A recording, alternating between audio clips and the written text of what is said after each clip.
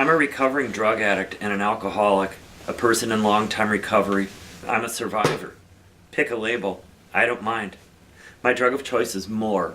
Yes, I will follow it into death if my disease runs unchecked and if nothing stops it to arrest its progress. And from what I've seen, most of us who get better tend to do it through some kind of spiritual solution. Running doesn't keep me sober. That's not how this works. But it does help me connect to that spiritual life, which keeps me sober. When I'm running well, I'm floating, barely touching the earth. I'm doing what I was made to do, no matter how awkward or ungraceful my form is. I am motion interacting with the elements. I am one with all that is. I can't think of a better way to spend an empty day than on the trails.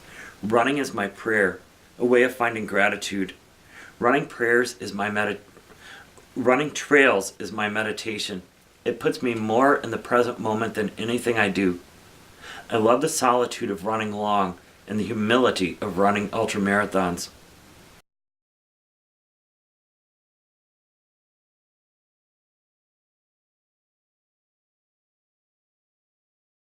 The running is a big piece of my recovery. It's not something I depend on for my recovery.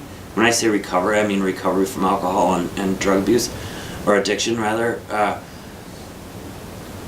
Running can't be the answer to my recovery because I'm gonna get injured, I'm gonna get hurt. The running might not always be there, but it is good therapy. And I find that at these races of ultra long distances, there are many people like me there.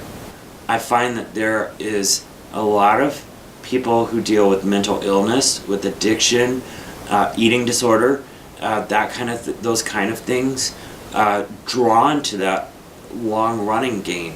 Probably because it takes an obsessive type of mind.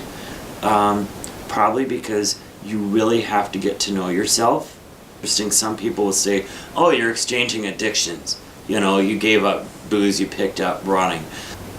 A guy I know described it really well when he said, when I was using it, I was always putting masks on. I didn't even want to know who I was when I was using. I didn't want to face who I was and those hard truths. When I'm out on mile 80, I've pulled off every possible mask that I might possibly wear. I'm getting down to the core of who I am.